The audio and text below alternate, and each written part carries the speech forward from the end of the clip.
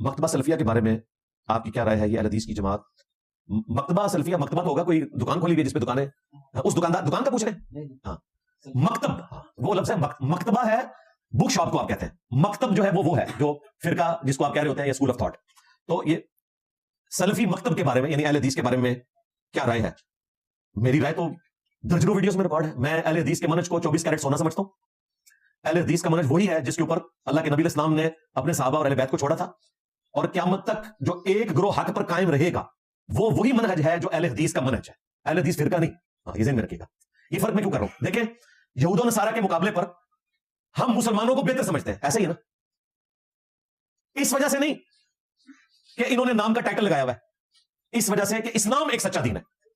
مسلمان جھوٹے بھی ہیں، مسلمان بدکار بھی ہیں، مسلمان اپنے دین کے دشمن بھی ہوئے ہیں، اپنے دین کے باغی بھی ہیں، پھر بھی ہم مسلمانوں کو یہود و نصارہ سے بہتر سمجھتے ہیں اس اعتبار سے کہ یہ اسلام کے ماننے والے ہیں. اس کا قطعاً کوئی یہ رزلٹ نہ نکالے کہ مسلمانوں کے کرتوتوں کو ہم درست سمجھ رہے ہوتے ہیں. ہم اسلام کی وجہ سے ان سے محبت کرتے ہیں. اہل حدیث کو میں بہتر سمجھتا ہوں ان کے منہج کی وجہ سے، ان کے کرتوتوں کی وجہ سے نہیں، ان کی فرقہ واریت کی وجہ سے نہیں، آج دے ہوگی وابی وابی کے نعرے لگانے کی وجہ سے نہیں.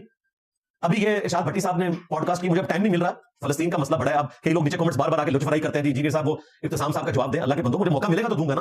میں ابتسام صاحب کا رونا شروع کر دوں، فلسطین کو چھوڑ دوں؟ اس وقت تو کرنٹ افیئر یہ ہے، وقت قیام ہے. اس وقت جو کرنٹ افیئر ہے میں نے اس پہ بولنا ہے نا. انشاءاللہ اگلے ہفتے میں بول دوں گا.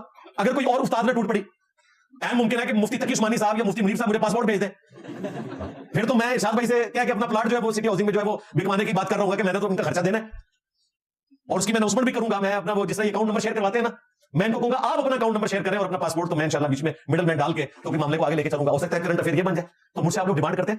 تو ابتسام علی ظہیر صاحب کی جب یہ پوڈ کاسٹ ہو رہی تھی، ارشاد بھٹی صاحب نے ان سے کہا کہ آپ کو لوگ وابی کو کہتے ہیں، تو انہوں نے کہا ہم اپنے آپ کو وابی نہیں کہتے ہیں، ہم تو اہل حدیث کہتے ہیں، لوگ کہتے ہیں.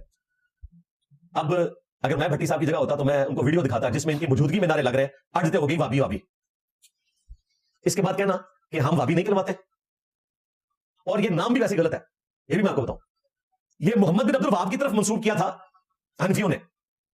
حنفیوں میں صرف بریلوی شامل نہیں، دیوبندیوں نے بھی. ان دونوں کا مشترکہ ابا ہے بریلوی دیوبندیوں کا، ابن عابدین شامی، جس نے در المختار پہ حاشیہ لکھا ہے، رد المختار فتاوی شامی جسے کہتے ہیں.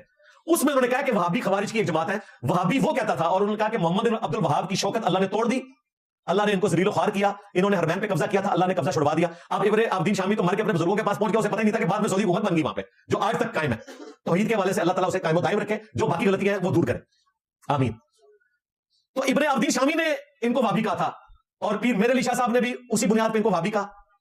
المہند میں بھی یہی عبارت کوٹ ہوئی، انہوں نے بھی وہابی کہا. اعلیٰ حضرت نے بھی اسی بنیاد پہ وہابی کہا. جال حق میں مفتی احمد یار خان نعیمی بریلوی نے بھی یہی فتاوی شامی کی عبارت کوٹ کر کے ان کو وہابی کہا. حالانکہ یہ نسبت غلط دی ہے. وہ جو محمد بن عبد الوہاب تھے ان کا نام تو محمد تھا.